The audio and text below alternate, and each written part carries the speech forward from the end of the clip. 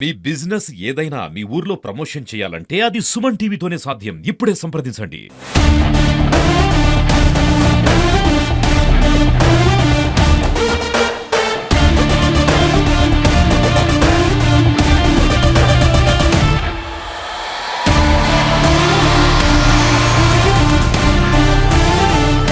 सारे जितने हमारे मंच पर सभी नेतागण, मैं सबसे पहले तो इन्होंने हमारा राष्ट्रगान, हमारे राष्ट्रगान जनगण मन का इसी धरती पर यूटी कॉलेज मदनपल्ली में रविंद्रनाथ टैगोर के द्वारा बंगाली भाषा से अंग्रेजी का अनुवाद किया। मैं देवभूमि उत्तराखंड के मुख्य सेवक के रूप में देवभूमि से चलकर आप सबके बीच में आया हूँ। इस धरती को मैं प्रणाम करता हूँ और भारतीय राजनीति के अजात शत्रु, ओजस्वी वक्ता, कवि, युग दृष्टा और राष्ट्र नायक भारत रत्न पंडित अटल बिहारी वाजपेयी जी को भी कोटि कोटि नमन करते हुए उनको भावांजलि अर्पित करते हैं। అటల్ మోడీ సుపరిపాలన యాత్ర సందర్భంగా వేదిక మీద ఉన్న పెద్దలకి, ఈ కార్యక్రమానికి ఇచ్చేసిన మదనపల్లి పట్టణ వాసులకి నమస్కారాలు తెలియజేస్తూనే, నేను దేవభూమిగా పేర్కొనబడుతున్న ఉత్తరాఖండ్ నుంచి ఆ రాష్ట్ర ప్రధాన సేవకుడిగా ఇవాళ మదనపల్లికి వచ్చాను. అదే సమయంలో రవీంద్రనాథ్ ఠాగూర్ గారు బంగాళీలో రాసిన జనగణమనని ఇదే ప్రాంతం నుంచి ఇంగ్లీష్ లోకి వారు అనువాదం చేశారని తెలిసింది. ఆ పుణ్యభూమి నుంచి వచ్చిన నేను ఈ పుణ్యభూమికి నమస్కారాలు తెలియజేస్తున్నాను. अटल बिहारी वाजपेयी जी के जन्म शताब्दी वर्ष के अवसर पर आंध्र प्रदेश भारतीय जनता पार्टी द्वारा आयोजित अटल मोदी सुशासन यात्रा, मैं आप सभी महानुभावों का इतनी बड़ी संख्या में मैं देख रहा हूँ और लगातार पिछले 2.5-3 घंटे से मैं भी लगातार यात्रा में हूँ और बड़ी संख्या में लोग इस यात्रा में जुड़े हैं। आप सबके बीच में आकर मुझे भी बहुत गौरव की अनुभूति हो रही है। అటల్ బిహారీ వాజ్పేయి గారు అంటే ఒక నిష్కలంక నేత, ఒక కవి పుంగవుడు, ఒక అభివృద్ధి ప్రదాత. అటువంటి అటల్ బిహారీ వాజ్పేయి గారి జయంతి ఉత్సవాల సందర్భంగా మదనపల్లికి రావడం, మీరు చాలా సేపటి నుంచి చాలా ఉత్సాహంగా కూర్చొని ఉన్నారు. మీ అందరినీ నేను సందర్భంగా మీ అందరినీ ఉద్దేశించి మాట్లాడడం నాకు చాలా సంతోషాన్ని కలిగిస్తుంది. अत्यंत खुशी हो रही है कि आंध्र प्रदेश भारतीय जनता पार्टी द्वारा 11 दिसंबर से लेकर 25 दिसंबर तक हृदय अटल जी की जयंती तक इस सुशासन यात्रा का पूरे राज्य के अंदर प्रत्येक जिले में सुशासन, सेवा और विकास के संकल्प को जन जन तक पहुंचाने का महत्वपूर्ण कार्य किया जाएगा। నాకు ఈ విషయం విని చాలా సంతోషం వేసింది. అటల్ బిహారీ వాజ్పేయి గారి శత జయంతి ఉత్సవాల సందర్భంగా ఈ నెల 11వ తారీఖు ప్రారంభమైన యాత్ర ప్రతి జిల్లా నుండి వెళ్తూ ప్రజలకి సేవ, సుపరిపాలన అనే సంకల్పాన్ని, అభివృద్ధి అనే సంకల్పాన్ని ప్రజల్లోకి తీసుకెళ్లే దిశగా యాత్ర సాగుతున్న సంతోషం. शानदार काम आंध्र प्रदेश भारतीय जनता पार्टी के द्वारा प्रत्येक जिले में अटल बिहारी वाजपेयी जी की प्रतिमाओं की स्थापना की जा रही है। గొప్ప విషయం ఏంటంటే ఈ యాత్ర సందర్భంగా యాత్ర సాగుతున్న ప్రతి జిల్లాలో కూడా అటల్ బిహారీ వాజ్పేయి గారి విగ్రహావిష్కరణ కూడా జరుగుతున్నది. कि आज मुझे भी अन्नामया सर्किल में देश के महान राजनेता, कुशल वक्ता, कुशल प्रशासक, हमारे प्रेरणास्रोत अटल बिहारी वाजपेयी जी की प्रतिमा के अनावरण का आज प्रदेश अध्यक्ष जी, हेल्थ मिनिस्टर और हमारे सभी नेताओं के साथ मुझे भी आज प्रतिमा के अनावरण का शुभ अवसर प्राप्त हुआ। అత్యంత వాగ్దానం కలిగిన నేతగా, ఒక సుపరిపాలన ఇచ్చిన అభివృద్ధి ప్రదాతగా ఉంటున్న అటల్ బిహారీ వాజ్పేయి గారి విగ్రహావిష్కరణ నాకు కూడా ఇవాళ అన్నమయ్య సర్కిల్లో అందరితో నాయకులతో కలిసి చేసే అవకాశం కల్పించడం నాకు మహాభాగ్యంగా నేను భావిస్తున్నాను. आंध्र प्रदेश भारतीय जनता पार्टी को प्रदेश के अध्यक्ष श्री पीवीएन माधव जी, हमारे मिनिस्टर श्री सत्या जी, सभी हमारे विधायकगण, यात्रा के प्रभारी, प्रदेश महामंत्री और इस आयोजन को सफल बनाने वाले सभी कार्यकर्ताओं का मैं हृदय तल से आभार व्यक्त करता हूँ। మంచి కార్యక్రమానికి రూపకల్పన చేసినందుకు నేను భారతీయ జనతా పార్టీ రాష్ట్ర అధ్యక్షులు పివిఎన్ మాధవ్ గారికి ఇతర ఈ దీంట్లో భాగస్వాములైన ఇతర పార్టీకి సంబంధించిన నాయకులకి కార్యకర్తలందరికీ కూడా నేను శుభాకాంక్షలు ధన్యవాదాలు తెలియజేస్తున్నాను. राष्ट्रभक्ति, लोकतांत्रिक मूल्यों, मर्यादाओं और मानवीय संवेदनाओं का जीवंत प्रतीक रहा है, जो आने वाली पीढ़ियों के लिए हमेशा प्रेरणा स्वरूप रहेगा। అత్యంత విలువలతో ప్రజాస్వామ్యంతో కూడిన ఆయన రాజకీయ జీవితం రాబోయే తరాలకి ఒక స్ఫూర్తిదాయకంగా నిలుస్తుందని చెప్పడంలో ఎటువంటి అనుమానం లేదు. कवि के रूप में शब्दों के माध्यम से संवेदनाओं को स्वर दिया, तो एक प्रखरता के रूप में अपने विचारों से, तर्कों से अपने विरोधियों का भी सम्मान अर्जित किया। ఆయన తన కవిత రూపంలో సమాజంలో ఉంటున్న వేదనని తెలియజెప్పే ప్రయత్నం చేశారు. అదేవిధంగా ఒక అద్భుతమైన రాజకీయ నాయకుడిగా అనేక పథకాల రూపకల్పన చేసి సమాజాన్ని ముందుకు నడిపించే ప్రయత్నం చేశారు. अटल बिहारी वाजपेयी जी एक ऐसे राजनेता थे, एक महान राजनेता थे, जिनके व्यक्तित्व, विचार और आचरण से उनका विरोधी भी, प्रतिपक्ष के लोग भी उनका सम्मान करते थे। ఆయన వ్యవహార శైలి కారణంగా, ఆయన జీవితంలో ఆచరించిన విలువల కారణంగా, ఆశయాల కారణంగా ప్రతిపక్ష పార్టీలకు సంబంధించిన నాయకులు కూడా వారిని గౌరవించేవారు. उन्होंने हमेशा राष्ट्रहित को सबसे पहले रखा और कभी अपने सिद्धांतों से समझौता नहीं किया। ఆయన ఎప్పుడు కూడా దేశ క్షేమం గురించే ఎప్పుడు ఆలోచించారు. తన వ్యక్తిగత స్వార్థం గురించి అన్ని సంవత్సరాల రాజకీయంలో ఏనాడు ఆలోచించలేదు. అన్నిటికన్నా ప్రాథమికంగా ఈ దేశ సంక్షేమము, దేశ అభివృద్ధి గురించి మాత్రమే వారు ఆలోచించారు. 1996 में जब उनकी सरकार को विश्वास मत में जाना पड़ा, तो उस समय के उनके भाषण में राष्ट्र के प्रति उनके अटूट समर्पण की स्पष्ट झलक देखने को मिली है। 1996లో ఆనాడు ఈ అవిశ్వాస తీర్మానంలో వారు రాజీనామా చేయాల్సిన సందర్భంలో ఈ దేశం పట్ల వారికి ఉన్న అత్యంత భక్తి శ్రద్ధల్ని వారి ప్రసంగం ద్వారా వారికి తెలియజెప్పారు. उनके भाषण की ये पंक्तियां सदैव अमर रहेंगी कि सरकारें आएंगी, जाएंगी, पार्टियां बनेंगी, बिगड़ेंगी, मगर ये देश हमेशा रहना चाहिए। వారు ఆ సందర్భంగా చెప్పారు, ప్రభుత్వాలు వస్తాయి, పోతాయి, పార్టీలు సృష్టించబడతాయి, నశించబడతాయి, కానీ ఈ దేశం మాత్రం వైభవంగా ఉండాలి, ఈ దేశ వైభవం శాశ్వతంగా ఉండాలని వారు ఆనాడు చెప్పారు. देश के प्रधानमंत्री के रूप में श्रद्धेय अटल जी ने भारत को एक सशक्त, समृद्ध और आत्मनिर्भर राष्ट्र बनने का मार्ग प्रशस्त किया। దేశ ప్రధానమంత్రిగా ఒక స్వయం సమృద్ధ ఆత్మనిర్భర్ భారత్ ని వారు స్థాపించారు. परमाणु का पोषण का परीक्षण से लेकर स्वर्णिम चतुर्भुज योजना, ग्राम सड़क योजना से लेकर दूर संचार की क्रांति तक अनेक प्रत्येक निर्णय ने भारत को एक नई दिशा देने का काम किया। వారు ప్రధానమంత్రిగా గ్రామీణ రహదారులు నిర్మించడం కానీ, హైవే స్వర్ణ చతుర్భుజి పేరుతో హైవేల నిర్మాణం చేయడం కానీ, అదే విధంగా ఈ టెలికాం విప్లవం తీసుకొచ్చి దేశ స్థితిగతులు మార్చే ప్రయత్నం చేశారు.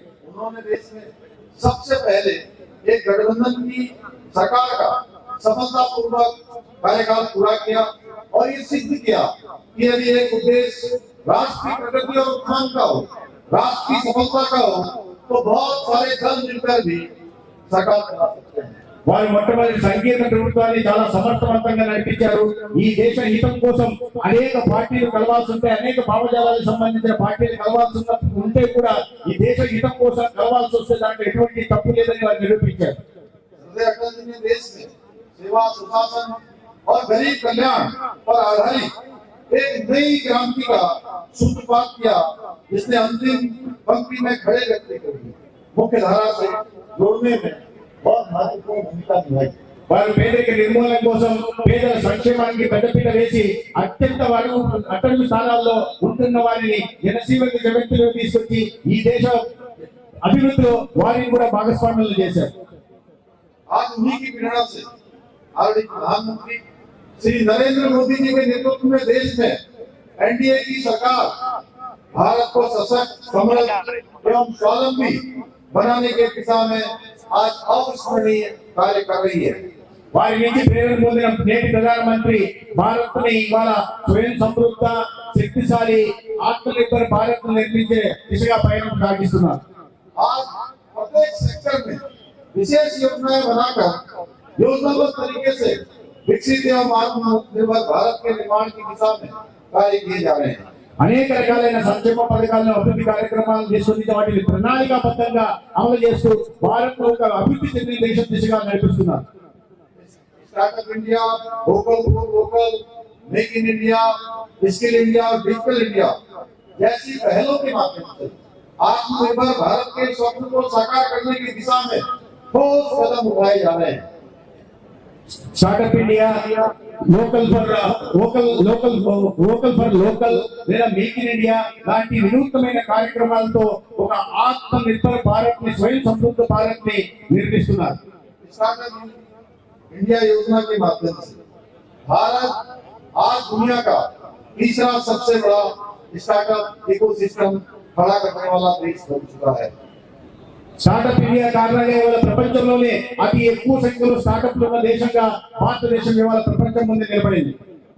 आज भारत विश्व की चौथी सबसे बड़ी अर्थव्यवस्था बन गया है और एक बड़ी आर्थिक शक्ति के रूप में आज दुनिया में अपना स्थान बना दिया है। ప్రతి రంగానికి, ప్రతి వర్గానికి మేలు కలిగేలాగా తీసుకుంటున్న నిర్ణయాల కారణంగా ఇవాళ మన సంపద సృష్టించబడి ప్రపంచంలోనే అతి పెద్ద ఆర్థిక వ్యవస్థగా భారతదేశం రూపుదిద్దుకుంది. साथ ही भारत विश्व का सबसे मनपसंद मैन्युफैक्चरिंग हब बनने की ओर भी आगे बढ़ रहा है। एप्पल, अमेजन, माइक्रोसॉफ्ट जैसी बड़ी एमएनसी कंपनियां भारत में अपनी यूनिट्स खोल रही है। ఇవాళ కేంద్ర ప్రభుత్వం నరేంద్ర మోడీ గారి నాయకత్వం తీసుకున్న నిర్ణయాల కారణంగా తయారీ రంగంలో కూడా భారతదేశం చాలా ముందుకు నడుస్తుంది. దాని కారణంగానే యాపిల్ గానీ, అమెజాన్ గానీ లేదా మైక్రోసాఫ్ట్ లాంటి దిగ్గజ సంస్థలు భారతదేశంలో వారి కార్యకలాపాలను మొదలుపెట్టాయి. आज अमेरिका और यूरोप के लोग भी ये देखकर अचंभित हैं, सरप्राइज है कि भारत में एक सब्जी की छोटी सी दुकान करने वाली महिला भी यूपीआई के जरिए मोबाइल से पेमेंट का लेन देन कर रही है। ఇవాళ అమెరికా, యూరోప్ లాంటి అభివృద్ధి చెందిన దేశాలు కూడా భారత్ చూసి ఆశ్చర్యపోతున్నాయి. కారణం ఏంటయ్యా అంటే ఇవాళ చిన్న అంగడి పెట్టుకున్న ఒక ఆవిడ కూడా యూపీఐ ద్వారా ఇవాళ లావాదేవీలు, ఆర్థిక లావాదేవీలు నడుపుతుంటే ఇంత పెద్ద దేశంలో ఇటువంటి విప్లవం ఏంటా అని ఇతర దేశాలు ఆశ్చర్యపోతున్నాయి.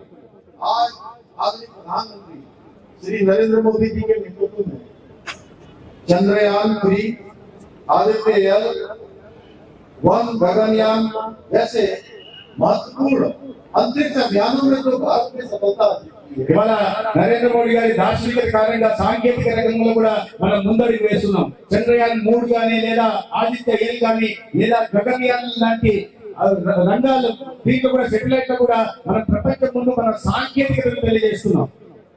और स्वदेशी वैक्सीन बनाकर कोरोना के महामारी के समय में, कोविड जैसी वैश्विक संकट के समय में देश को बाहर निकाला, वो उनके दूरदर्शी नेतृत्व का प्रमाण है। కోవిడ్ మహమ్మారి సందర్భంలో కూడా ఆనాడు భారతదేశంలోనే కోవిడ్ వ్యాక్సిన్ ని తయారు చేయించడమే కాకుండా భారతదేశంలో ప్రతి ఒక్కరికి కూడా కోవిడ్ వ్యాక్సిన్ ఇవ్వడం ద్వారా అందరి ప్రాణాలను సంరక్షించిన దార్శనిక నేత నరేంద్ర మోడీ గారు. यही नहीं, आज भारत में जिस प्रकार विश्व स्तरीय इंफ्रास्ट्रक्चर का निर्माण हो रहा है, उसको देखकर पूरा विश्व सरप्राइज है। ఇవాళ ప్రపంచమంతా ఆశ్చర్యచకితులవుతుంది. ఎందుకంటే పెద్ద ఎత్తున మౌలిక రంగాల, మౌలిక సదుపాయాల కల్పన మీద ప్రభుత్వం పెట్టుకున్న దృష్టిని పెట్టి మౌలిక సదుపాయాల కల్పనలో దేశం సాగిస్తున్న ప్రగతిని చూసి ప్రపంచ దేశాలు ఆశ్చర్యపోతున్నాయి. आज देश के अंदर विश्व स्तरीय express way, ring road, highway और एलिवेटेड रोड्स का निर्माण भारत की पहचान बन चुकी है। ఇవాళ ప్రపంచంలో ఈ రహదారులు, ఎక్స్ప్రెస్ వేలు, అదేవిధంగా ఎలివేటెడ్ రోడ్డు కారణంగా ప్రపంచంలో భారతదేశానికి ఒక ప్రత్యేకమైన గుర్తింపు వచ్చింది. आज भारत के 99% गांवों को सड़कों से जोड़ा जा चुका है और देश में प्रतिदिन 34 किलोमीटर हाईवे का निर्माण हो रहा है। ఇవాళ దేశంలో 99% గ్రామాలకు రహదారి సౌకర్యం కల్పించింది. అదేవిధంగా ప్రతిరోజు 36 కిలోమీటర్ల హైవేల నిర్మాణం కూడా ఇవాళ దేశంలో జరుగుతోంది. आज वंदे भारत जैसी विश्व स्तरीय ट्रेन भारत की पहचान बन रही है।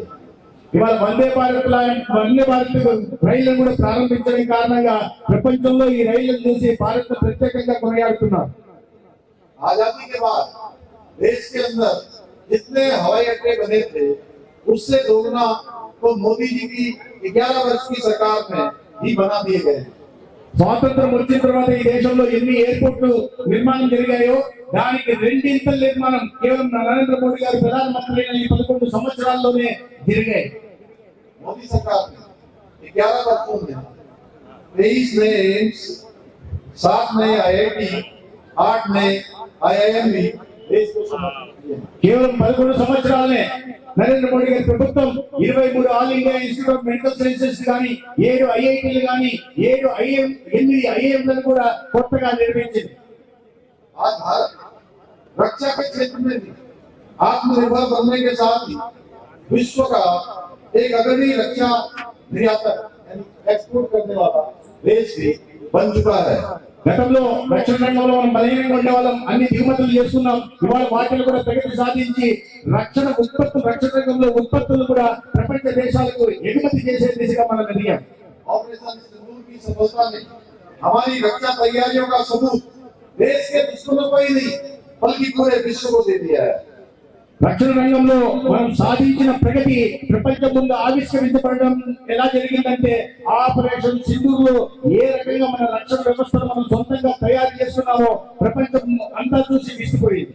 भाइयों बहनों, आज आदरणीय मोदी जी के नेतृत्व में हमारे सनातन का जय घोष भी चारों दिशाओं में गूंज रहा है। నరేంద్ర మోడీ గారి నాయకత్వంలో ఇవాళ మన సనాతన ధర్మానికి కూడా ఇవాళ గుర్తింపు వచ్చింది. సనాతన ధర్మం ప్రపంచ వ్యాప్తంగా ప్రశంసించబడుతుంది. चाहे अयोध्या में भव्य राम चंद्र जी का मंदिर बन रहा हो, काशी में काशी कॉरिडोर बन रहा हो या उज्जैन में महाकाल लोक का निर्माण होना हो।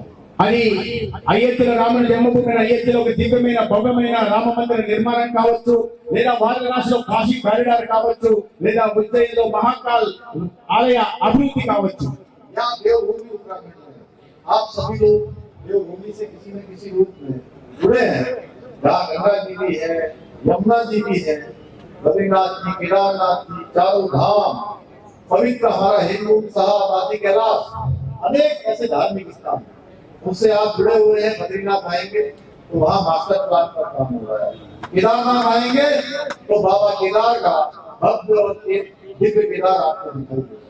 ఇవాళ నేను ముఖ్యమంత్రిగా ఉంటున్న ఉత్తరాఖండ్ దేవభూమిగా కొనగాడబడుతున్న ఉత్తరాఖండ్ లో కూడా అభివృద్ధి జరుగుతూ ఉంది. అది కేదార్నాథ్ కావచ్చు, బద్రీనాథ్ కావచ్చు, చార్ధామ్ల నిర్మాణం కూడా అక్కడ జరుగుతుంది. దానికి ఒక మాస్టర్ ప్లాన్ కూడా రూపొందించబడుతుంది. మీ అందరికీ కూడా ఏదో ఒక విధంగా ఈ ఉత్తరాఖండ్ దేవభూమితో సంబంధాలు ఉండనే ఉంటాయి. మీరు రాబోయే రోజుల్లో ఉత్తరాఖండ్ వస్తే ఈ మాస్టర్ ప్లాన్ కారణంగా అభివృద్ధి చెందిన కేదార్నాథ్ ఆలయం ఏ రకంగా ఉందో మీరు చూడబోతున్నారు.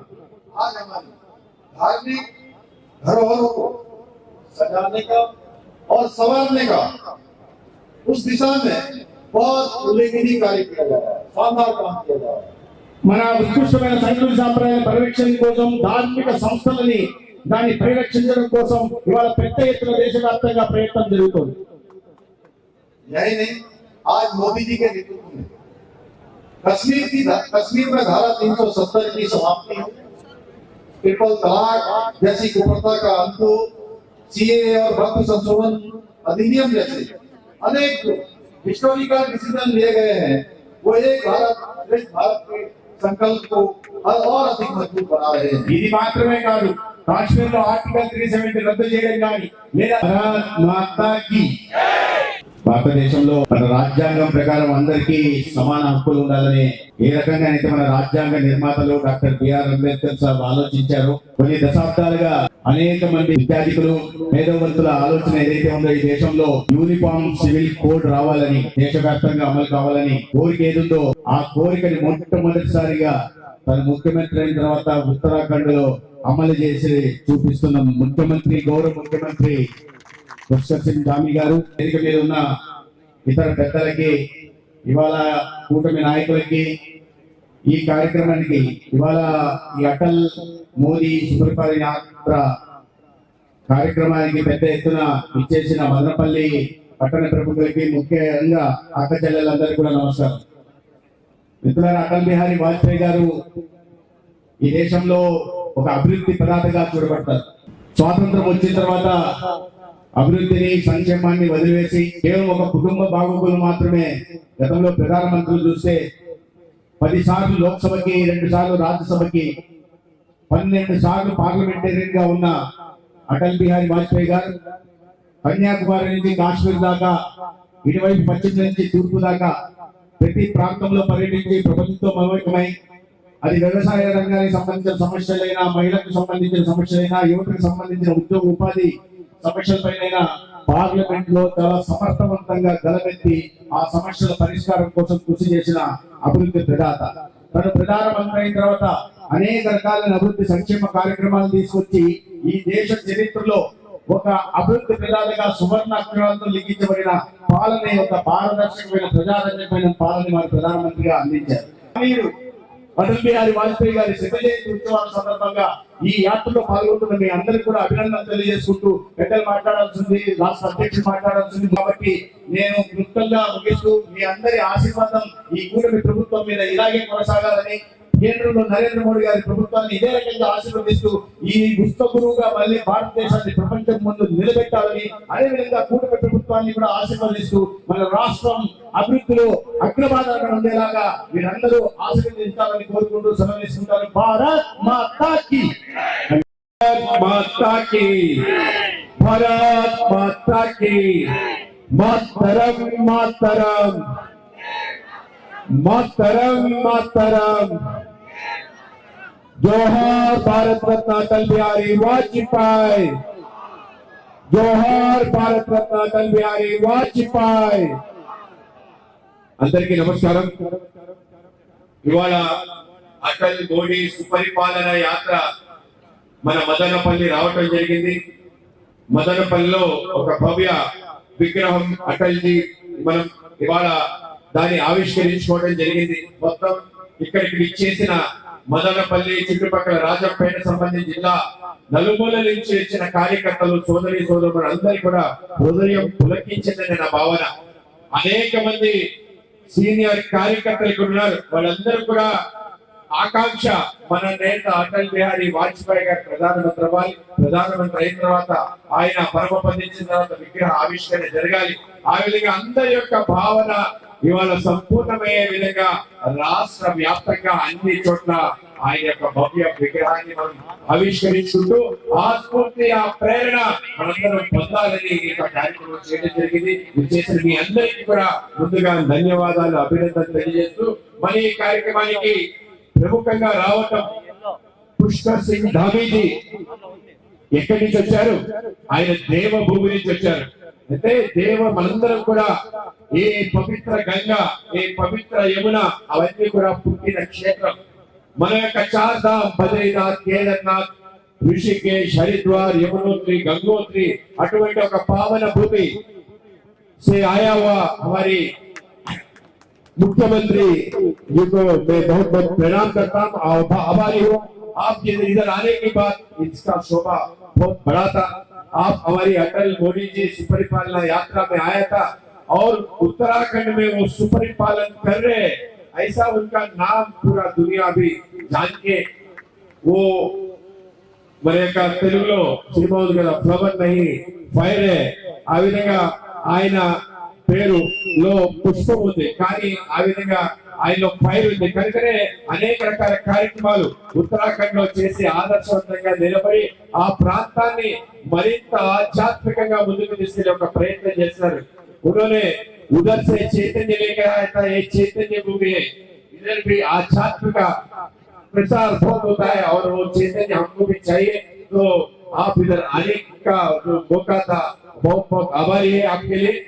ఆ విధంగా ఆయనకి ధన్యవాదాలు తెలియజేస్తూ, అలాగే ఇతర పెద్దలందరికీ కూడా నమస్కారాలు తెలియజేస్తూ, ఈ రోజు ఈ యొక్క యాత్ర చేయడానికి ముఖ్య ఉద్దేశం ఏంటంటే అటల్ జీ యొక్క స్ఫూర్తి ఏదైతుందో రాష్ట్ర వ్యాప్తంగా అనేక ప్రాంతాలు తిరిగాడు. ఈ ప్రాంతంలో తిరగలేదే లేదు. మదనపల్లికి 3 సార్లు వచ్చాడు. మదనపల్లి అనేక కార్యకర్తలు ఇంటికి వెళ్ళాడు, అనేక కార్యకర్తలు ఇక్కడ భోజనం చేశాడు. కేవలం ఈ కథ ఇక్కడిదే కాదు, అన్ని చోట్ల కూడా ఏ ప్రాంతానికి వెళ్ళా మా ప్రాంతానికి వచ్చాడు. చాలా ఆశ్చర్యం, దేశంలో ఉండే అన్ని జిల్లాలకి అన్ని ప్రాంతాలకి వెళ్ళి ప్రతి కార్యకర్త భుజం తట్టి వారిని ప్రోత్సహించే వ్యక్తి, ఈ విధంగా మనపత్పై తిరిగిన వ్యక్తి. ఆయన కేవలం 1-2 సంవత్సరాలు కాదు, సుమారు 70 సంవత్సరాలు ప్రజా జీవితంలో ఎవరైనా గడిపారు అంటే, 60 సంవత్సరాలు పార్లమెంట్ లో ఉన్నాడు అంటే ఇవాళ ఆశ్చర్యపోతాం. 10 సార్లు లోక్సభకి, 2 సార్లు రాజ్యసభకి, దాంతో పాటు అనేక రకాల కష్టాలు పడ్డాడు. మొదటిసారి పార్లమెంట్ కి వెళ్ళిన సందర్భం నుంచి ఆయన ప్రధానమంత్రి అయ్యే సందర్భం వరకు అనేక రకాల కష్టాలు, అనేక రకాల పోరాటాలు, అనేక రకాల ఆయన పైన కూడా ఆరోపణలు, ఆయన్ని జైలుకు పంపించిన తీరు, ఆ విధంగా దేశం కోసం బయట లోపల పోరాటం చేసిన వ్యక్తి. 1942 స్వతంత్రం కోసం క్విట్ ఇండియా మూవ్మెంట్ లో మొదటిసారి జైలు వెళ్ళడం జరిగింది.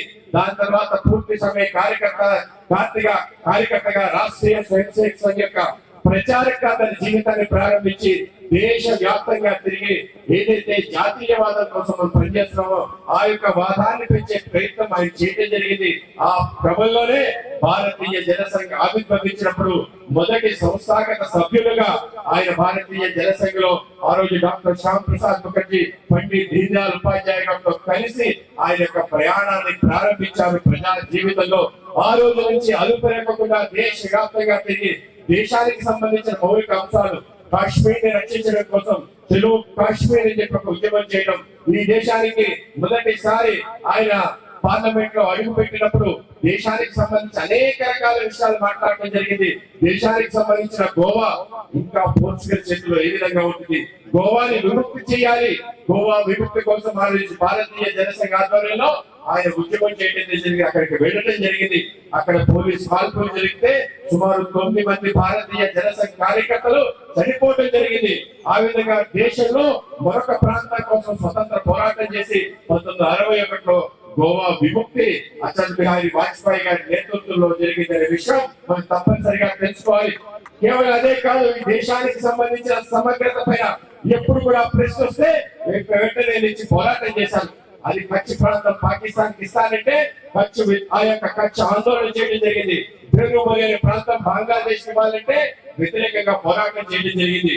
మన ప్రాంతంలోని ఆక్సాసిన్ అనే ప్రాంతాన్ని చైనా ఆక్రమణ చేస్తే ఆయన చెప్పడం జరిగింది. నెహ్రూ గారు ఈ విధంగా దేశం యొక్క పవిత్ర భూభాగాన్ని చైనా ఆక్రమిస్తుంది, చైనా పైన గట్టి ఎత్తున మాట్లాడాలి, దాడి చేయాలంటే చైనా ఏమి చేయదు. అయినా భూమి ఎందుకు పనికిరాని భూమి, అక్కడ గట్టి కూడా మొలవదు, అటువంటి ప్రాంతం అనేది ఉంటే ఏమిటి పోతే ఏమిటి అనేది మాట్లాడిన ఆ రోజు మన యొక్క ప్రధాని నెహ్రూ గారు దేశం అంటే కేవలం మట్టి గడ్డ అనుకున్నాడు. దానికి అటల్ బిహారీ వాజ్పేయి గారు చెప్పారు, भारत एक जमीन का टुकड़ा नहीं जीता जाता राष्ट्र पुरुष है, इसका कंकर कंकर में शंकर है, बिंदु बिंदु में गंगा जल है, गंगा माँ है, ये अर्पण की भूमि है, तर्पण की भूमि है, इसके लिए हम जिएंगे, इसके लिए हम मरेंगे అని చెప్పి పెద్ద మాట్లాడటం, అద్భుతమైన కవిత చెప్పడం. ఈ యొక్క మట్టి అంటే కేవలం మట్టి కాదు, ఈ పొడవి నా తల్లి నీరాన్ని పుట్టిన భావన ఏదైతుందో దాంతో పనిచేసే కార్యకర్తలు మేము. ఆ విధంగా భారత భూమి పైన విదేశస్తుల వరకు కన్నేర చేస్తే దాని కన్ను పీకే విధంగా ముందుకు వెళ్ళాలి అని చెప్పి దేశానికి అనుభవం కావాలని మొదటిసారి పార్లమెంట్ లో మాట్లాడిన వ్యక్తి ఎవరైనా ఉంటే అది అటల్ బిహారీ వాజ్పేయి గారిని మనం గుర్తుంచుకోవాలి. వి వాంట్ ఆటమ్ బాంబ్ అని చెప్పి ఉద్యమం చేయడం జరిగింది. ఆ రోజు కమ్యూనిస్ట్ కాంగ్రెస్ వాళ్ళు మీరు ఒక ఉన్మాదిగా మాట్లాడుతున్నారు, ఈ దేశాన్ని హిట్లర్ తరహా ఒక ఫ్యాసిస్ట్ రాజ్యం తీసుకురావడానికి బాంబు కావాలని అంటున్నాడు. అటల్ బిహారీ వాజ్పేయి గారు చెప్పారు, మన పక్క దేశమైన చైనా, రష్యా, అమెరికా, మిగతా దేశాలందరికీ అనుభవం ఉంది, వాళ్ళు మనం సమూచిగా కావాలంటే మన దగ్గర కూడా బాంబు ఉండాలి, కనుక భారతదేశానికి అణ్వాయుధ దేశంగా మార్చాలని చెప్పి గట్టిగా గర్జించి ఆ రోజు ఏ మాట అయితే మాట్లాడాడో ఆయన ప్రధానమంత్రిగా 1998లో అయిన తర్వాత ఆయన పోఖ్రాన్ అణు విస్ఫోటనం చేసి భారతదేశాన్ని ఒక శక్తిశాలి దేశంగా నిలబడి జరిగింది. ప్రపంచ దేశాలన్నీ కూడా ఒకసారి భారతదేశంపై దాడి చేయాలంటే ఆలోచించుకునే పరిస్థితి తీసుకొచ్చాడంటే అటల్ బిహారీ వాజ్పేయి గారి కారణంగానే మన దేశం ఇవాళ ప్రపంచ దేశాల్లో ఒక శక్తిశాలి దేశంగా నిలబడింది. భారత మాత గర్వంగా ఇవాళ ఆయన యొక్క అనేక రకాల కార్యక్రమాల కారణంగా ప్రపంచ వ్యాప్తంగా మన దేశం యొక్క జెండా రెప్పరెప్పలాడుతుందని మనం గమనించాలి. ఆ విధంగా ఉన్న వ్యక్తి, ఆయన పైన ఆ రోజు ఏదైతే అవిశ్వాస తీర్మానం ప్రవేశపెడితే ఆ రోజు కాంగ్రెస్ పార్టీ అందరూ కలిసి ఆయన దించే కుట్ర చేస్తే ఎక్కడ భయపడలేదు. కేవలం ఒక్క ఓటుతోనే ఆయన 13 నెలల ఆ యొక్క పదవీ కాలం ముగిసి ప్రధానమంత్రిగా రాజీనామా చేసే సందర్భంలో ఆయన చేసిన ప్రసంగం ప్రతి ఒక్కరు ఇప్పుడు కూడా వినాలి. ప్రతి రాజకీయ నాయకుడు కూడా ఆదర్శవంతమైన ఒక ఉపన్యాసం చేయడం జరిగింది. ఈ పదవి అంటే మాకు దృఢప్రాయం, దేశమే మాకు మొదలు, మిగతావన్నీ తరువాత అని చెప్పి భగవద్గీతలో అద్భుతమైన శ్లోకం చెప్పడం జరిగింది. ఏదైతే విషయంలో దత్తహం కామయే రాజ్యం నా స్వర్గం నా పునర్భవం కామయే దుఃఖ కర్తాన పాణినాం ఆర్తినాశనం అని చెప్పే శ్లోకాన్ని చెప్పి, ఈ యొక్క రాజ్యం నాకు అక్కర్లేదు, నాకు స్వర్గం అక్కర్లేదు, నాకు పునర్జన్మ అక్కర్లేదు, నాకు కేవలం ప్రజల యొక్క ఏదైతే దుఃఖం ఉందో, ఏదైతే ఆర్తి ఉందో దాన్ని దూరం చేసే ఒక పనే నాకు కావాలని, ఆ పని కోసం భగవంతుడు శ్రీకృష్ణుడు ఏ విధంగా జన్మించాడో ఆ విధంగానే నేను దేశం కోసం పనిచేస్తాను. మాకు politics is not a profession, it is a mission అని చెప్పి ఆ విధంగా దేశం కోసం పనిచేసిన గొప్ప మహనీయుడు అటల్ బిహారీ వాజ్పేయి గారు. ఆ విధంగా ఆయన గద్దె దిగిన తర్వాత దేశ వ్యాప్తంగా అద్భుత వాతావరణంలో ఆయన గెలిచిన తర్వాత అనేక రకాల గొప్ప ఆవిష్కరణ చేయడం. ఇవాళ దేశం ప్రగతి పదాన వెళ్తుందంటే రోడ్డు కనెక్టివిటీ. ఈ దేశంలో మనందరూ కూడా సెల్ ఫోన్స్ విప్లవం వచ్చిందంటే టెలికాం కనెక్టివిటీ. ఈ దేశానికి సంబంధించిన ప్రతి ఇంటికి గ్యాస్ వచ్చిందంటే గ్యాస్ కనెక్టివిటీ. ఈ రోజు దేశ వ్యాప్తంగా ఎయిర్పోర్ట్స్ ఉన్నాయంటే ఎయిర్ కనెక్టివిటీ. పోర్ట్లన్నీ అనుసంధానం అంటే పోర్ట్ కనెక్టివిటీ. ఆ విధంగా అన్ని రకాల కనెక్టివిటీ పెరగడానికి, ముందుకెళ్ళడానికి కారణభూతమయ్యారు అటల్ బిహారీ వాజ్పేయి గారు. అటువంటి అటల్ బిహారీ వాజ్పేయి గారి యొక్క పరిపాలన ఏదైతే ఉందో 6 సంవత్సరాల కాలం మన ప్రియతమ ప్రధాని నరేంద్ర మోడీ గారు 6 సంవత్సరాల కాలాన్ని సంబంధించిన అద్భుత పరిపాలనని సుపరిపాలన దివస్ గా ప్రకటించి ఆయన యొక్క జయంతి సందర్భంగా డిసెంబర్ 25 రోజు ప్రతి రాష్ట్రంలో, ప్రతి దేశంలో, ప్రతి ప్రాంతంలో సుపరిపాలన దివస్ గా చేసుకుని అనేక రకాలుగా ముందుకు వెళ్తున్నాం. ఆ విధంగా సుపరిపాలనకి ఆయన గిట్టురాయి. ఆయన చేసిన అనేక కార్యక్రమాలు ముందుకు తీసుకునే విధంగా మన ప్రియతమ ప్రధాని నరేంద్ర మోడీ గారు 11 వసంతాల్లో అద్భుతాన్ని సృష్టించారు. వాళ్ళ ప్రపంచాధినేతగా నరేంద్ర మోడీ గారు ఎదగడంతో పాటు భారతదేశం గౌరవం ప్రపంచ వ్యాప్తంగా ఏ విధంగా తీసుకెళ్లారో మనందరం చూస్తున్నాం. భారతదేశం ఏ విధంగా ఒక శక్తిశాలి దేశంగా ప్రపంచం అంతా మన వైపు చూసే విధంగా భారతదేశం రాబో కాలంలో ఒక వికసిత భారతంగా, ఒక డెవలప్ నేషన్ గా ఏ విధంగా జరగాలనే ఆకాంక్షలో 2047 కల్లా భారతదేశం ఒక డెవలప్ నేషన్ ఏ కలైతే అటల్ కన్నారో ఆ కళని సాకారం చేసే విధంగా ఇవాళ నరేంద్ర మోడీ గారి ఆచరణలో అనేక అద్భుతాలు చూపిస్తున్నారు. కనుకనే ఇద్దరి ద్వయం ఏదైతే ఉందో ఆయన యొక్క ఆలోచన, ఈయన యొక్క ఆచరణని కలిపి రాష్ట్ర వ్యాప్తంగా ఇవ్వాలి అనే ఒక పెద్ద యొక్క సంకల్పంతోనే ఈ యొక్క అటల్ మోడీ సుపరిపాలన యాత్ర పెట్టడం జరిగింది. ఈ సుపరిపాలన యాత్రకి విశేష స్పందన కేవలం భారతీయ జనతా పార్టీ ఆధ్వర్యంలో నడుస్తున్న కూటమికి సంబంధించిన సభ్యులందరినీ కలపాలని అటల్జీ ఆ రోజు ఎన్టీ రామారావు గారిని, తర్వాత చంద్రబాబు నాయుడు గారిని ఎంత మీద భుజం మీద చేసి ఏ విధంగా నడిపించి రాష్ట్ర ప్రగతికి ఏ విధంగా కారణమయ్యారు. తర్వాత కాలంలో ప్రస్తుతం నరేంద్ర మోడీ గారితో చంద్రబాబు నాయుడు గారు కలిసి ఏ విధంగా రాష్ట్రాభివృద్ధి చేస్తున్నారో ఈ విషయాలన్నీ కూడా ప్రజలకు తెలియజేయడానికి, ప్రజలందరూ కూడా ఒక స్ఫూర్తి పొందడానికి నాయకుడు అంటే ఈ విధంగా ఉండాలి, నాయకుడు అంటే ఈ విధంగా చేయాలి. ఆయన మొత్తం జీవితంలో ఒకటంటే ఒక్క అవినీతి మనక అంటని వ్యక్తి ఎవరైనా ఉన్నారంటే అది అటల్ బిహారీ వాజ్పేయి, రెండోది మన ప్రధానమంత్రి నరేంద్ర మోడీ అని గుర్తించుకోవాలి. కనుక ఇటువంటి అద్భుతమైన వ్యక్తుల యొక్క ఆలోచన పదం ప్రజల్లోకి తీసుకెళ్ళాలి, ఆ స్ఫూర్తిని అందరం పొందాలి అనే ఒక ఆలోచనతో కూటమికి సంబంధించిన నేతలు, మన యొక్క ప్రియతమ ముఖ్యమంత్రి చంద్రబాబు నాయుడు గారు, మన యొక్క ఉప ముఖ్యమంత్రి పవన్ కళ్యాణ్ గారు, అలాగే మన ప్రధానమంత్రి నరేంద్ర మోడీ గారు అందరం కలిసి ఈ యొక్క రాష్ట్రాన్ని వికసిత ఆంధ్రప్రదేశ్ చేసి వికసిత భారతాన్ని యొక్క లక్ష్యాన్ని చేర్చడానికి ఈ యొక్క ప్రయాణం కొనసాగిస్తున్నామని తెలియజేస్తూ ఈ కార్యక్రమంలో పాల్గొన్న మీ అందరికీ కూడా మరొకసారి ధన్యవాదాలు తెలియజేస్తూ ఈ కార్యక్రమాన్ని ప్రత్యేకంగా విచ్చేసిన ముఖ్యమంత్రి వారికి కూడా మరొకసారి ధన్యవాదాలు తెలియజేస్తుంటూ భారత్ మాతాకి అటల్ బిహారీ వాజ్పేయి గురించి నేను చెప్పాల్సిన అవసరం లేదు. మొట్టమొదటిసారి ఆయన పార్లమెంట్ లో ఎన్నికైతానే కొద్ది రోజుల తర్వాత స్పీచ్ ఇస్తానే అప్పుడు ఉన్న ప్రధానమంత్రి జవహర్లాల్ నెహ్రూ గారు ఆ స్పీచ్ ఇన్న తర్వాత ఈయన మన దేశానికి ఒక రోజు ప్రధానమంత్రి అవుతాడని మొట్టమొదటి స్పీచ్ తర్వాత నేను చెప్పాను. అదే విధంగా అటల్ బిహారీ వాజ్పేయి గారు 9-10 సార్లు PMSGY రోడ్స్ అన్ని కూడా వాజ్పేయి గారు ఉన్నప్పుడే తీసుకోవడం జరిగింది. అదే విధంగా వాటర్ షెడ్స్ కానీ మిగతా అంశాలు కూడా చాలా కార్యక్రమాలు చేశారు. ఆయన గురించి చెప్పాలంటే ఎంత నమ్మకం ఉండిందంటే ఆయన గురించి పివి నరసింహారావు గారు ప్రధానమంత్రిగా ఉన్నప్పుడు United nations human rights commission భారతదేశం వ్యతిరేకంగా పాకిస్తాన్ ఒక రెజల్యూషన్ పెట్టి సెన్సర్ చేయాలనే ఉద్దేశంతో భారతదేశాన్ని అనుకున్నప్పుడు పివి నరసింహారావు గారు మన దేశానికి లీడ్ చేసేదానికి అపోజిషన్ లీడర్ అయిన అటల్ బిహారీ వాజ్పేయి గారిని లీడ్ చేయమని చెప్పడం జరిగింది.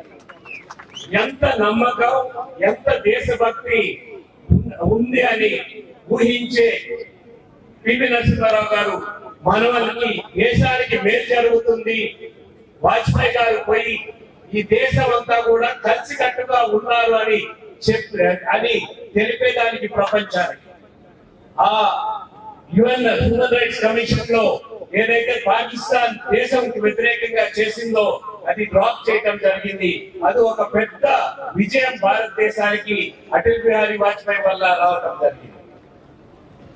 నేను ఒక్కసారి కలిశాను పెద్దలు అటల్ బిహారీ వాజ్పేయి గారు, అది కూడా పివి నరసింహారావు గారి ఇంట్లో కలిశారు. ప్రధానమంత్రిగా ఉన్నప్పుడు అటల్ బిహారీ వాజ్పేయి గారు ఒక పుస్తకం రాశారు, మేరీ 51 కవిత, 51 ఇది పోయమ్స్ అని. దాన్ని ప్రధానమంత్రి పివి నరసింహారావు గారు ఇనాగ్రేట్ చేశారు. ప్రధానమంత్రిగా ఉన్న పివి నరసింహారావు గారు అటల్ బిహారీ వాజ్పేయి గురించి మాట్లాడుతూ, నాకు కష్టాలు ఏమన్నా వచ్చినప్పుడు, కష్ట ఆలోచనలు దేశం గురించి ఆలోచన చేయాల్సినప్పుడు నాకు గురూజీ లాంటి వారు వాజ్పేయి గారు, ఆయన సలహా తీసుకుంటారని స్వయంగా నేను విన్నాను. ప్రధానమంత్రిగా ఉన్న వ్యక్తి అంత గొప్పగా పోగొట్టడం జరిగింది. అదే విధంగా పివి నరసింహారావు రాసిన పుస్తకాన్ని అటల్ బిహారీ వాజ్పేయి గారు ద ఇన్సైడర్ ని ప్రధానమంత్రిగా 1998లో వాటిని రిలీజ్ చేయడం జరిగింది. దేశం కోసం అపోజిషన్ లీడరు ప్రధానమంత్రి ఏ విధంగా కలిసి ఉండాలో ఖచ్చితంగా అటల్ బిహారీ వాజ్పేయి నుంచి ప్రతి ఒక్కరూ కూడా నేర్చుకోవాలి. ఇది మనకు సెంటనరీ సెలబ్రేషన్ సందర్భంగా